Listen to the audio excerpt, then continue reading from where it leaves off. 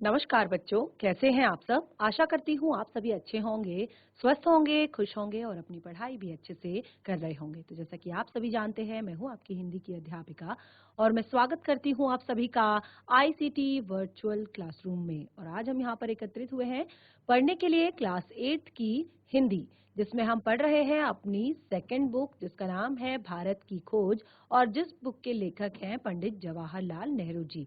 इस बुक को हम अपने लास्ट यहाँ पर 5-6 सेशन से पढ़ रहे हैं, जिसमें हमने अपने अभी तक थर्ड चैप्टर को काफी एक तरह से काफी हद तक पढ़ लिया है, जिसका नाम है सिंधु घाटी की सभ्यता। और आप देख रहे हैं कि इस पूरे चैप्टर में हमने लगभग भारत के पूरे इतिहास को, यानी कि भारत में जिस तरह से आर्यों का आना हुआ और जिस तरह से वेद आए, जिस तरह से पुराण आए, जिस तरह से उपनिषद आए, उसके बाद महाकाव्य लिखे गए, उसके बाद जो बौद्ध धर्म, जैन धर्म और बाकी जितने भी यहाँ पर जो कर्म उनका रहा, उनका जीवन जिस तरह का था, ये पूरी चीजें हमने इस पाठ में पढ़ी। ये सारी चीजें हमने अभी तक यहाँ पर इस पाठ में पढ़ी है और काफी ज्यादा इंटरेस्टिंग है, बहुत कुछ सिखाने वाली है। और एक तरह से अगर आप इस बुक को पढ़ते हैं घर पर तो आपको काफी हद तक भारत के इतिहास के बारे में बहुत सारी चीजें यहाँ पर पता चलेंगी। और देखिए, अगर हम इसी चीज को अपनी हिस्ट्री में पढ़ते हैं या किसी और बुक में पढ़ते हैं तो फिर हमें चीजें थोड़ा सा बोरिंग लगती हैं, लेकिन हिंदी में जब हम इस टॉपिक को पढ़ रहे हैं तो काफी इंटरेस्टिंग तरीके से यहाँ पर लिखा गया है और काफी इंटरेस्टिंग तरीके से यहाँ पर चीजों को समझाया गया है। तो आज हम यहाँ पर बौद्ध धर्म के बारे में, यानी कि भगवान बुद्ध के बारे में यहाँ पर हम पढ़ेंगे और काफी इंटरेस्टिंग तरीके से उसमें भी बहुत सारी चीजें यहाँ पर बुद्ध के बारे में बताई गई हैं। तो चलते हैं स्मार्ट बोर्ड की तरफ, शुरू करते हैं अपने आज के सेशन को। सभी बच्चे ध्यान पूर्वक पढ़ेंगे, साथ ही समझने का प्रयास भी करेंगे। तो देखिए, हमने यहाँ पर लास्ट सेशन में भारत में जीवन और कर्म, ये सारी चीजें हमने पढ़ी थी। तो हमने यहाँ पर बुद्ध के समय के बारे में बात की थी कि बुद्ध के समय के पहले का जो वृतांत था, हमें जातक कथाओं और यहाँ पर जो जातक कथाएं थी उनसे हमें मिलता है, और इन जातक कथाओं का जो वर्तमान रूप है वो हमें बुद्ध के कुछ समय बाद का यहाँ पर पता चलता है। तो जैसे हमने यहाँ पर जातक कथाओं के बारे में पढ़ा कि उस टाइम पे जो एक तरह से मतलब जो वर्णन था, जो भारत की जो दो प्रधान जातियां उस टाइम पे थी, तो उस टाइम पे उनका एक तरह से अंतिम रूप से उनका मेल हो रहा था। और जो जातक पुरोहित या ब्राह्मण परंपरा या क्षत्रिय शासक परंपरा के जो विरोध में लोक परंपरा का प्रतिनिधित्व करते हैं, तो जो सभी ग्राम सभाएं थी वो स्वतंत्र थी। आमदनी का मुख्य जरिया मैंने आपको बताया था कि वो लगान था। लगान यानी कि जो टैक्स होता है, कर जो लिया जाता है, जो जमीन पर लगाए जाने वाला कर था, और इसका जो भुगतान होता था वो किस तरह से होता था वो भी मैंने आपको बताया था।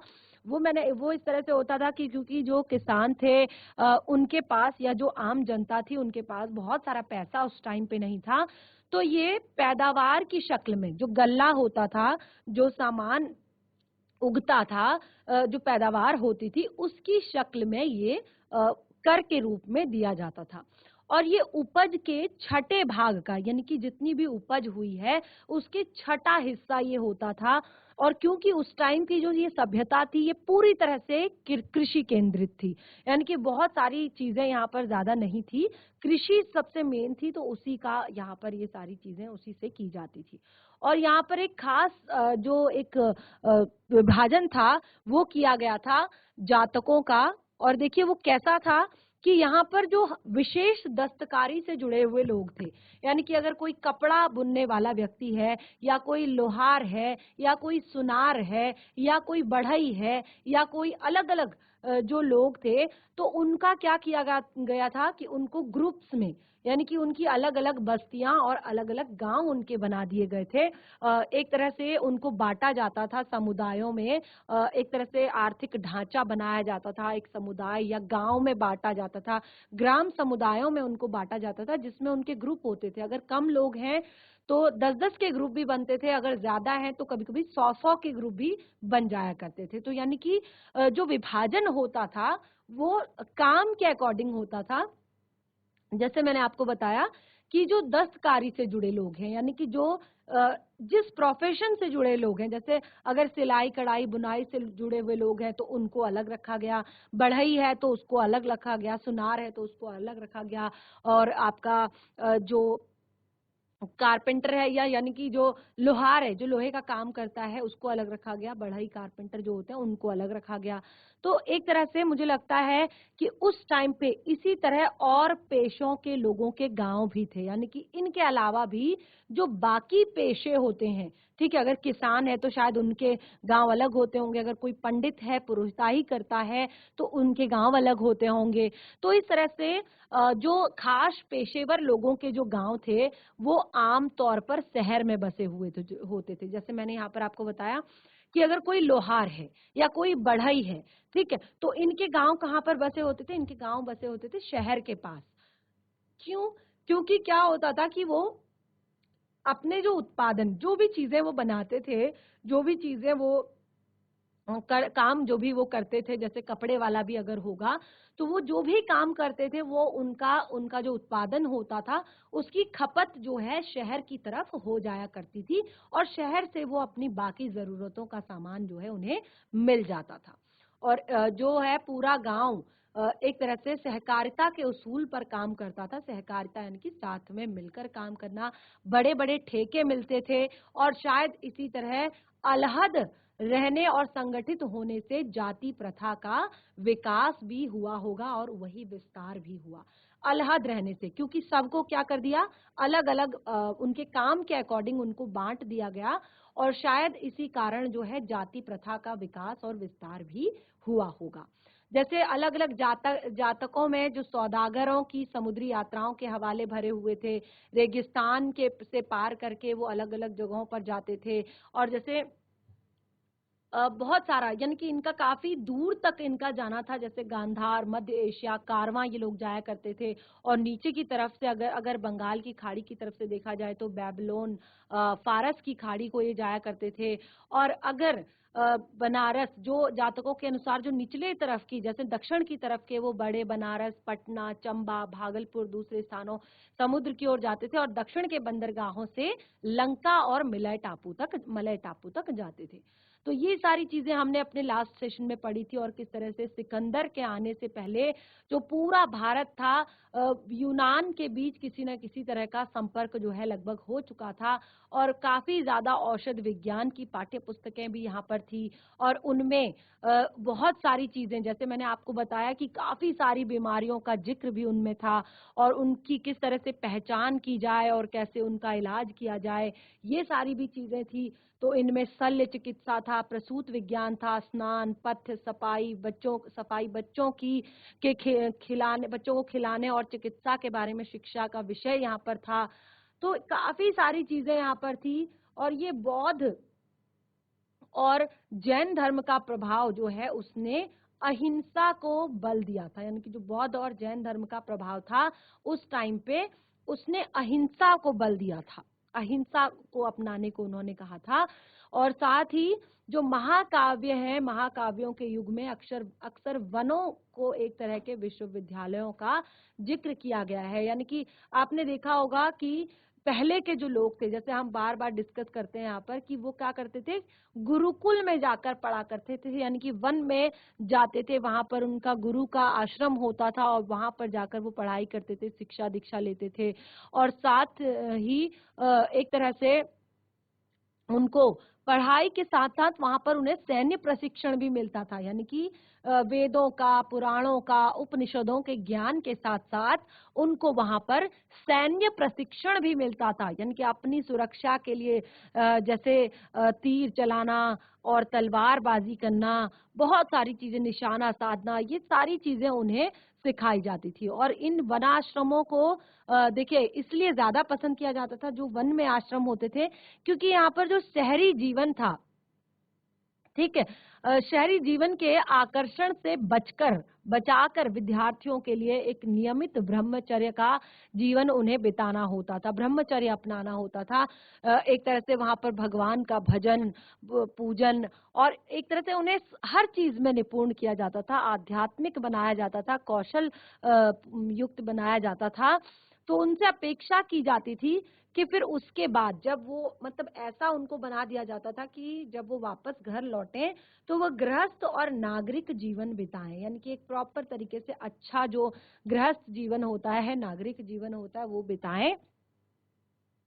तो इस तरह से काफी सारी चीजें हमने देखिए यहाँ पर बताई, और सबसे मेन चीज मैंने आपको बताई कि बनारस जो है हमेशा से शिक्षा का केंद्र रहा है। बनारस आपने देखा होगा कि जो काशी में विश्वविद्यालय है, बहुत सारे, तक्षशिला का विश्वविद्यालय है, तो यहाँ पर काफी चीजें जो हैं एक तरह से विज्ञान से पढ़कर बच्चे निकलते हैं और उनकी बड़ी कद्र होती है।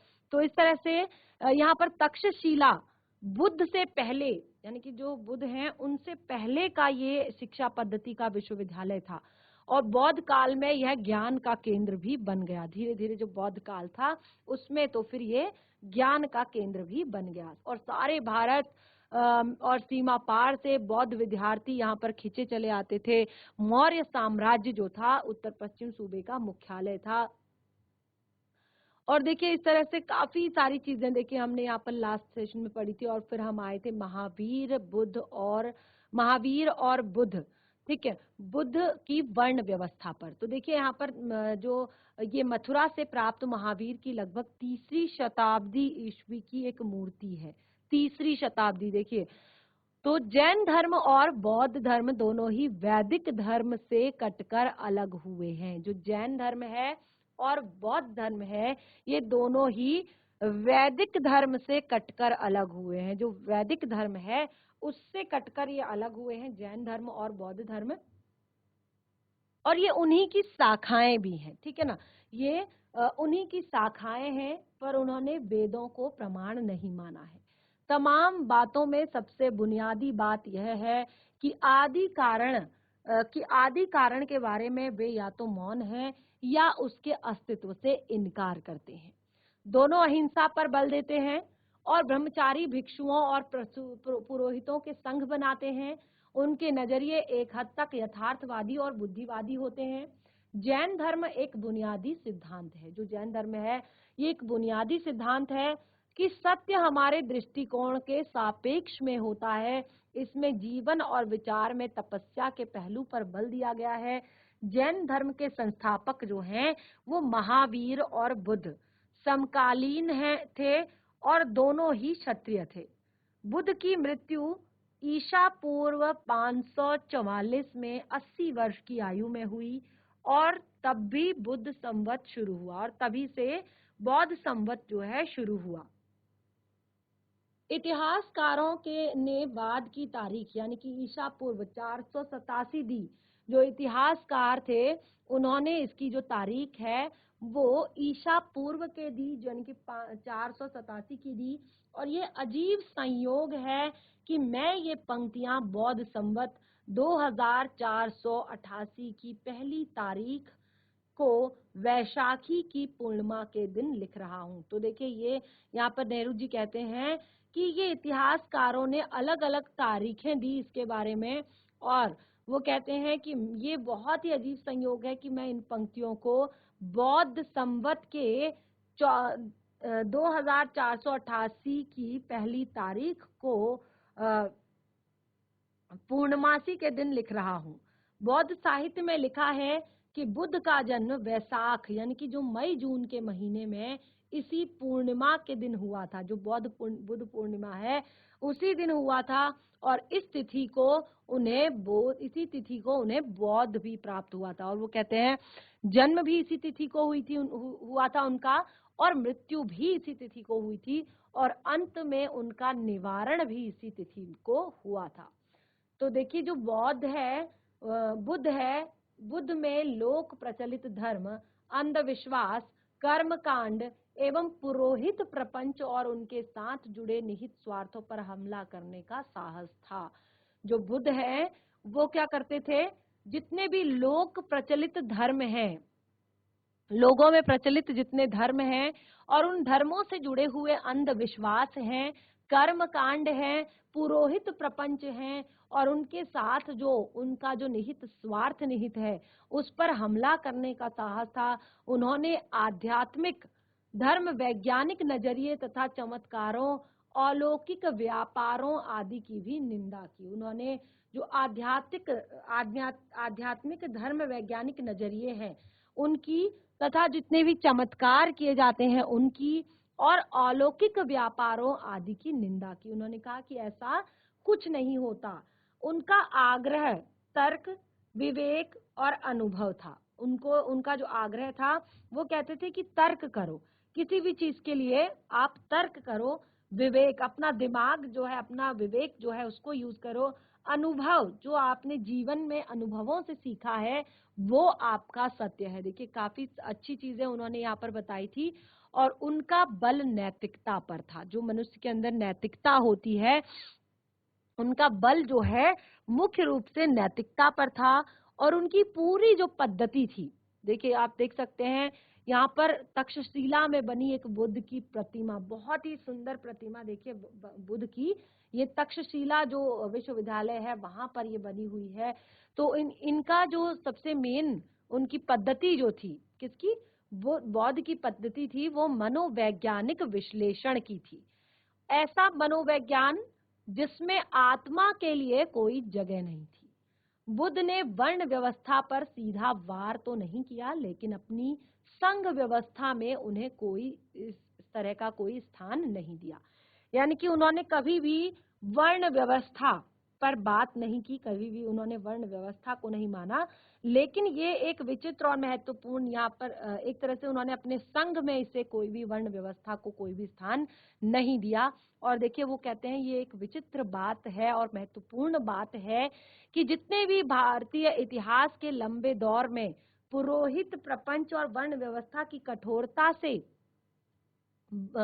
कठोरता के विरुद्ध लोगों ने बार बार चेतावनी दी है, फिर भी वर्ण व्यवस्था का विकास और विस्तार हुआ। यानी कि उस टाइम पे भी लोगों ने काफी इसके लिए चेतावनी दी, काफी सारी चीजें उसके लिए की गई, लेकिन इसका काफी ज्यादा एक तरह से विकास हुआ और विस्तार हुआ।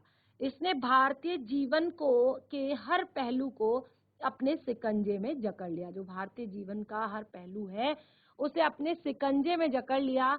जात के विरोधियों के बहुत से अनुयायी थे, जात के विरोधियों के बहुत से अनुयायी हुए, पर समय के साथ उनके समुदायों की अपनी एक अलग जात बन गई।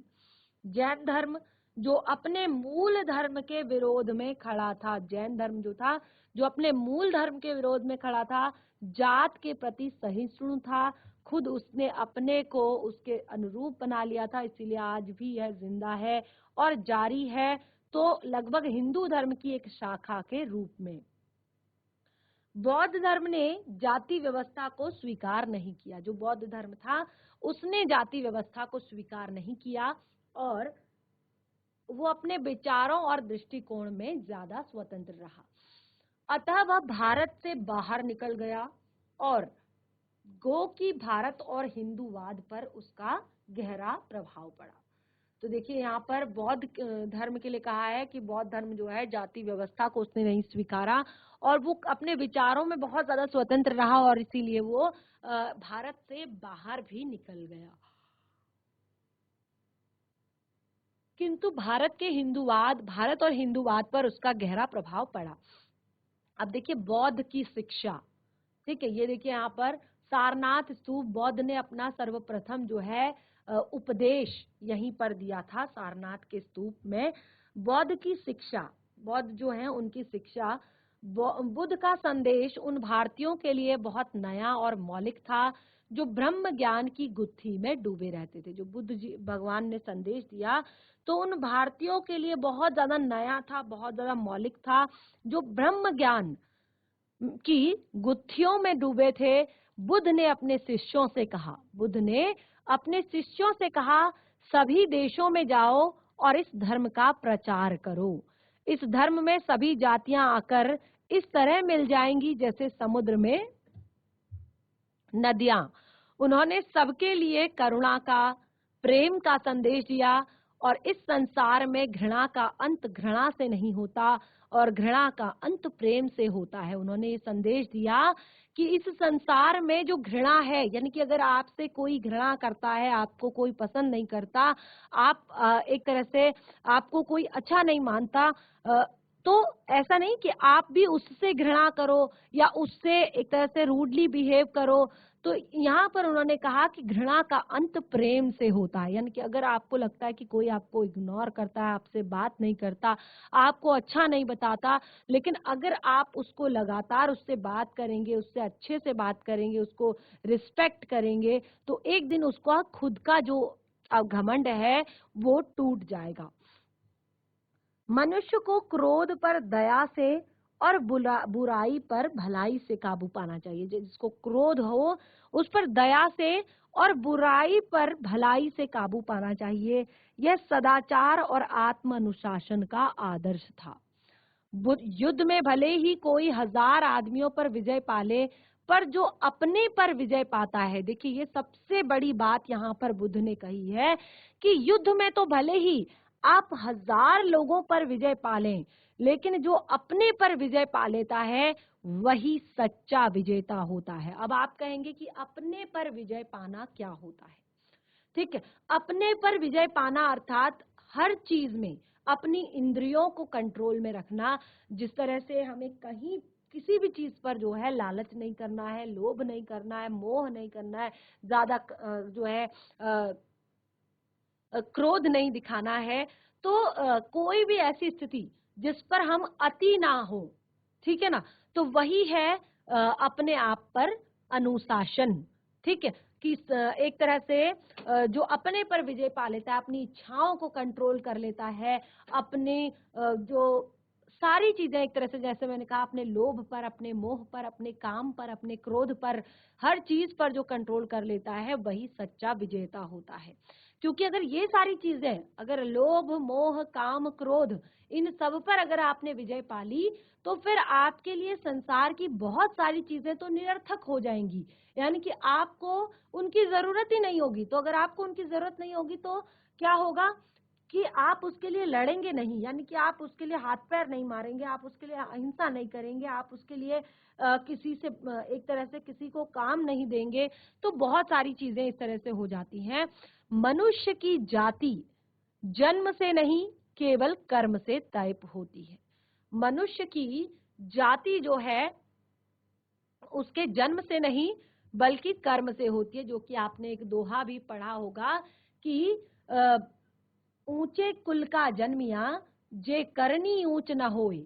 ठीक है, यहाँ पर आपने पढ़ा था कि ऊंचे कुल का जन्मिया जे करनी ऊंच न होए, कि जो इंसान जो है सोचता है कि मैं ऊंचे कुल में जन्म ले चुका हूँ, मैं एक तरह से मेरी जाति कुल यानी कि मेरा जो जाति है वो बहुत अच्छी है, मेरा कुल खानदान जो है वो अच्छा है, तो ये सोचकर जो मनुष्य जो रह जाता है वो आगे नहीं बढ़ पाता। यानी कि जन्म से नहीं, वो कभी भी कोई भी मनुष्य अपनी जन्म से नहीं बल्कि उसके कर्म उसको बड़ा करते हैं। जैसे ऊंचे कुल का जन्मिया जे करनी ऊंच न होए, सुबरन कलश सुरा भया साधु निंदा सोई।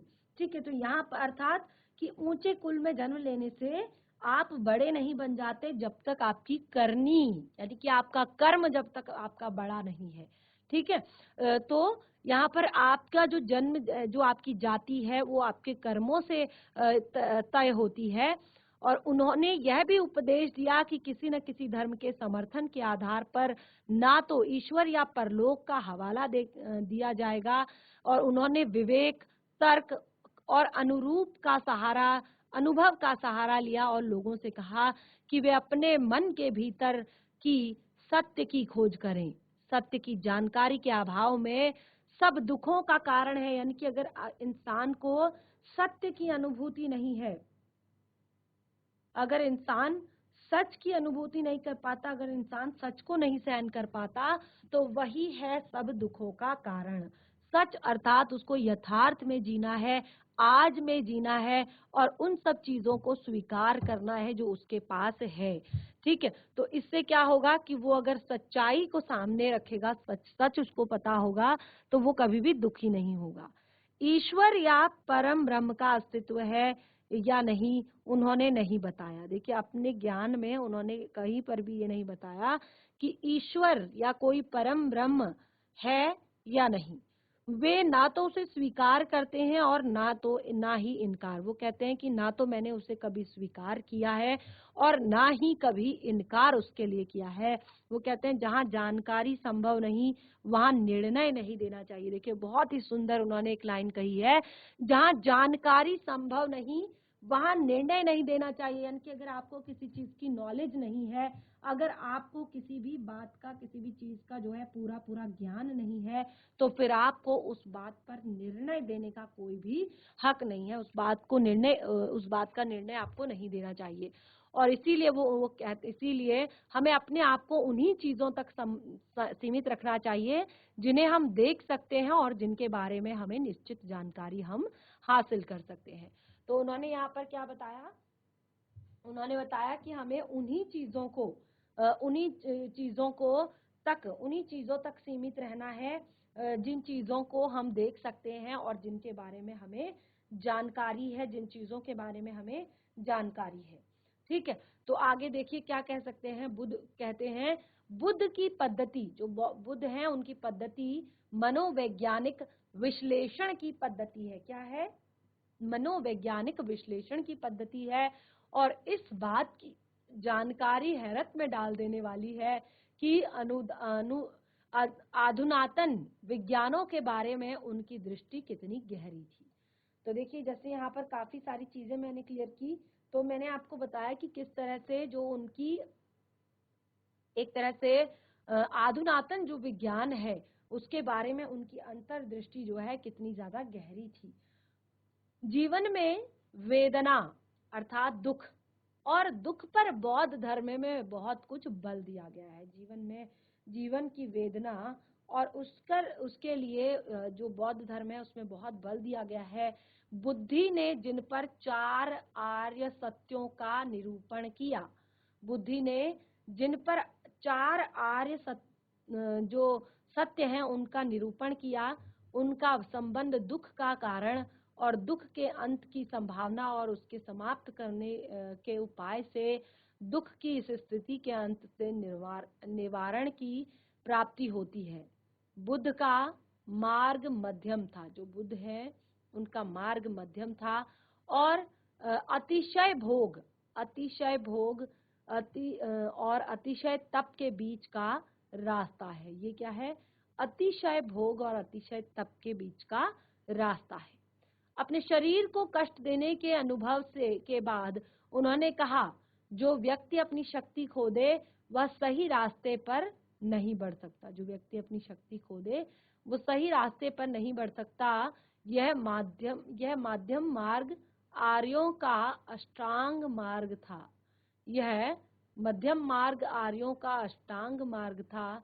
सही विश्वास, आशंका, सही वचन, सही आचरण, जीवन यापन का सही ढंग, सही प्रयास, सही विचार और सही आनंद। तो देखिए कितनी सारी चीजें हैं यहाँ पर कि किस तरह से जो व्यक्ति जो है अपनी शक्ति को खो देता है, अपने शरीर को नष्ट कर देने का अनुभव के बाद जो व्यक्ति अपनी शक्ति को खो देता है तो वो सही रास्ते पर आगे नहीं बढ़ पाता। और देखिए उन्होंने अष्टांग मार्ग दिए हैं। बुद्ध जो है उन्होंने अष्टांग मार्ग दिए हैं। सबसे पहले सही रास्ता बताया है, सही आशंका बताई है, सही वचन बोलने हैं, सही आचरण है, जीवन व्यापन का सही ढंग है, सही प्रयास है, सही विचार रखने हैं और सही आनंद है। तो यहाँ पर काफी सारी चीजें हमने डिस्कस कर ली हैं। बुद्ध ने अपने शिष्यों, आगे के टॉपिक को कंटिन्यू करते हैं, बुद्ध ने अपने शिष्यों को वही बात बताई जो उनके विचार से वो लोग समझ सकते थे। जो बुद्ध हैं उन्होंने अपने शिष्यों को वही सारी बातें बताई जो उनके विचार से वे समझ सकते हैं और उनके अनुसार आचरण कर सकते हैं। तो वो कहते हैं, कहा जाता है कि एक बार उन्होंने अपने हाथ में कुछ सूखी पत्तियां ली। एक बार क्या हुआ कि उन्होंने अपने हाथ में कुछ सूखी पत्तियां लेकर अपने प्रिय शिष्य आनंद से पूछा। ठीक है, पूछा कि उनके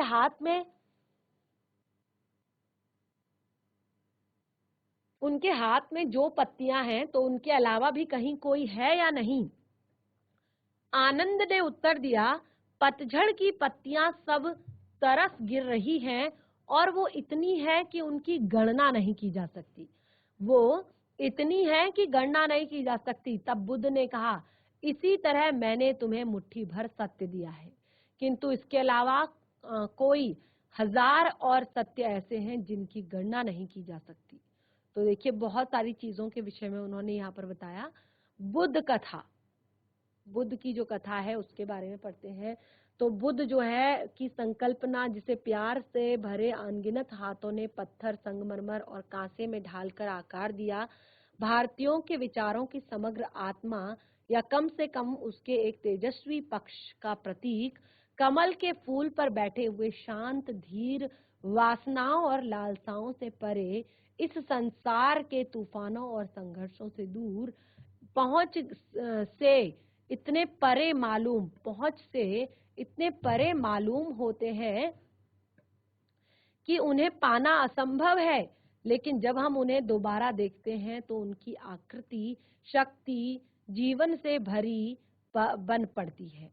युग पर युग बीतते जा रहे हैं पर बुद्धि हमसे दूर नहीं मालूम होती।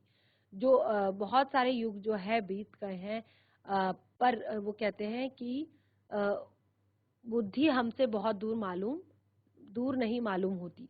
उनकी वाणी हमारे कानों में धीमे स्वर में कहती है, यानी कि उनकी जो वाणी है, उनकी जो बात है, वो धीमे स्वर में हमारे कानों में कहती है कि हमें संघर्ष से नहीं भागना चाहिए। बहुत ही सुंदर लाइन देखिए कि हमें कभी भी संघर्ष से नहीं भागना चाहिए, बल्कि शांत दृष्टि से उसका मुकाबला करना चाहिए।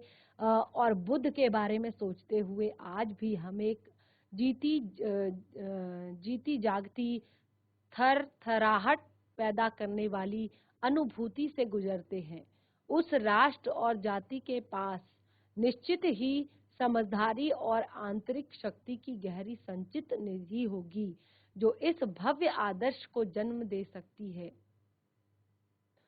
तो देखिए, यहाँ पर बुद्ध के बारे में हमने पढ़ा। अब देखिए बाकी के जितने भी हमारे चंद्रगुप्त और चाणक्य, तो ये मौर्य साम्राज्य की स्थापना किस तरह से हुई। तो चंद्रगुप्त मौर्य और चाणक्य के विषय में बताया गया है। तो भारत में देखिए, जो बौद्ध धर्म था उसका जो प्रचार है वो बहुत धीरे धीरे हुआ। मूल रूप से यह क्षत्रिय आंदोलन था और शासक वर्गों तथा पुरोहितों के बीच संघर्ष का प्रतिनिधित्व करता था। और पश्चिमों उत्तर प्रदेश पर सिकंदर के अलावा इस विकास को आगे बढ़ाने में विशेष मदद मिली। ऐसे दो विलक्षण व्यक्ति सामने आए जिन्होंने बदली हुई परिस्थितियों का लाभ उठाते हुए अपनी मर्जी के मुताबिक ढाल दिया। ये चंद्रगुप्त मौर्य और उनके मित्र मंत्री सलाहकार चाणक्य थे। इन दोनों का मेल बहुत कारीगर साबित हुआ। दोनों मगध के उस शक्तिशाली नंद साम्राज्य से निकाल दिए गए थे जिसकी राजधानी पाटलिपुत्र, जो कि आधुनिक पटना में है, दोनों पश्चिमों उत्तर प्रदेश में तक्षशिला गए। उन इम्यूनिटी के संपर्क में आए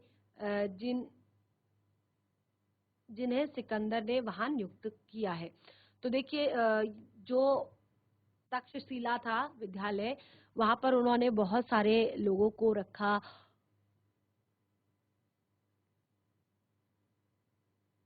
और चंद्रगुप्त की भेंट खुद सिकंदर से हुई थी। चंद्रगुप्त और चाणक्य ने, जो चंद्रगुप्त थे और चाणक्य जो थे, उन्होंने राष्ट्रीयता का पुराना नवीन नारा बुलंद करके विदेशी आक्रमणकारियों के विरुद्ध लोगों को उत्तेजित किया।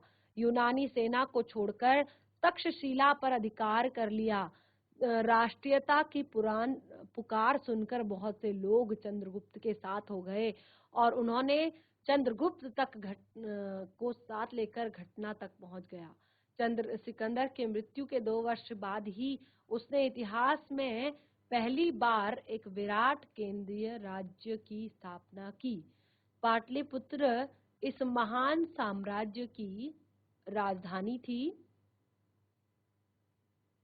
यह नया राज्य कैसा, अब देखिए उनकी जो पत्नी है लेखक की, वो कह रहे हैं उनके बारे में कि उन्होंने प्रश्न किया कि यह नया राज्य कैसा। सौभाग्य से हमें इसका पूरा ब्यौरा मिलता है, भारतीय भी और यूनानी भी। एक विवरण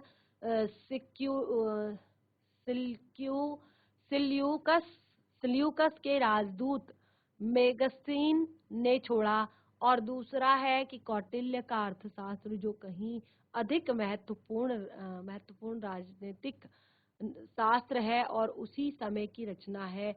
कौटिल्य चाणक्य में ही दूसरा नाम है। वह हर दृष्टि से बड़ा आदमी था, बुद्धिमानी में भी और कर्मठता में भी। इस युग के बारे में एक प्राचीन भारतीय नाटक है मुद्रा राक्षस। इस नाटक में चाणक्य की तीसरी तस्वीर उभरती है। ये जो नाटक है उसमें चाणक्य जो है उनकी तस्वीर उभरती हुई है। साहसी और षड्यंत्री, अभिमानी और प्रतिशोधी, जो कभी अपमान को भूलता है, न अपने लक्ष्य को ओझल होने देता है। दुश्मन को धोखा देने और अपराजित करने के लिए वह हर तरीके का इस्तेमाल कर सकता है। वह साम्राज्य की बागडोर हाथ में संभाले रहता है और साम्राज्य को स्वयं की तरह नहीं बल्कि एक प्रिय शिष्य की तरह देखना है।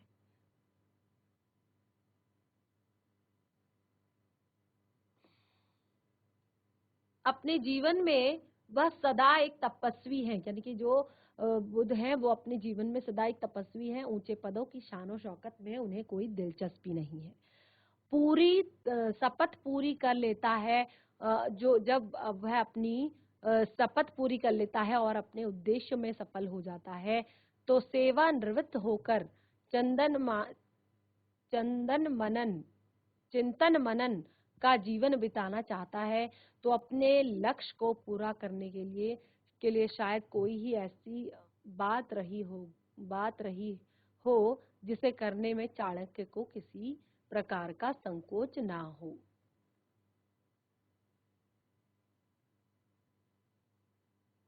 तो देखिए हमने यहाँ पर काफी सारी चीजें जो है पढ़ ली हैं, चाणक्य के बारे में, बौद्ध के बारे में, जैन धर्म के बारे में। और देखिए यहाँ पर जो चाणक्य के अर्थशास्त्र की अगर हम बात करें तो इसमें व्यापक स्तर पर अनेक विषयों पर लिखा है और उनमें सब में सिद्धांत व्यवहार के लगभग सभी पहलुओं पर विचार किया गया है। इसमें चंद्रगुप्त की विराट सेना का विस्तार से वर्णन भी किया है। चाणक्य का कहना है कि केवल संख्या में कुछ नहीं होता, यानी कि केवल संख्या से कुछ नहीं होता, अनुशासन और उचित नेतृत्व की भावना वह बोझ बन जाते हैं, जिसमें रक्षा और किलेबंद के बारे में भी बताया गया है।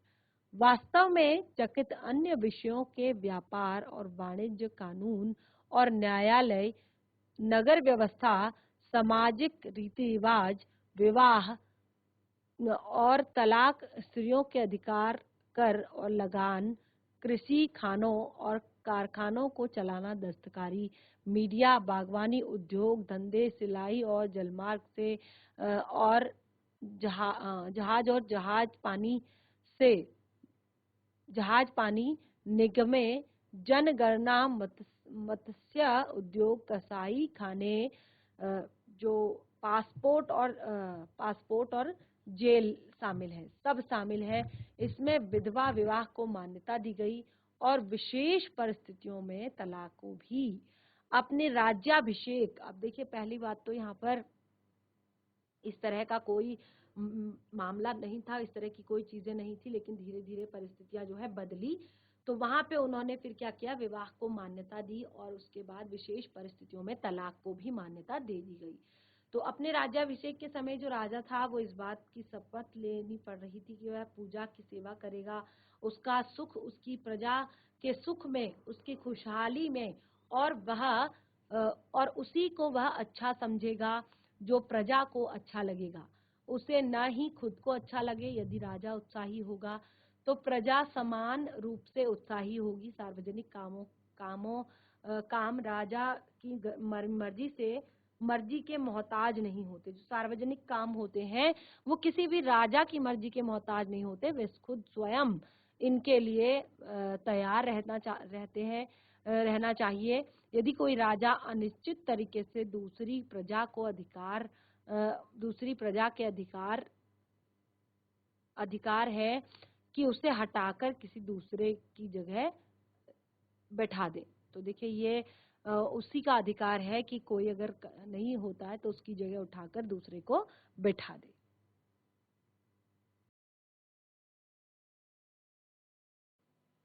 तो इस तरह से हमने आज भी यहाँ पर काफी सारी चीजें जो हैं वो पढ़ ली हैं, जो बहुत ही ज्यादा इंटरेस्टिंग है, और आप सभी को काफी सारी चीजें इसमें पता चल रही हैं अपने इस चैप्टर से रिलेटेड, अपने इस पार्ट से जुड़े हुए। और जो नेक्स्ट हमारा सेशन होगा उसमें हम अपने टॉपिक को आगे कंटिन्यू करेंगे और जो बाकी चीजें हैं उन्हें पढ़ेंगे। तो चलते हैं, आज का जो हमारा सेशन है वो यहीं पे समाप्त होता है। हम मिलेंगे अपने नेक्स्ट सेशन में, तब तक के लिए धन्यवाद। आपका दिन शुभ हो।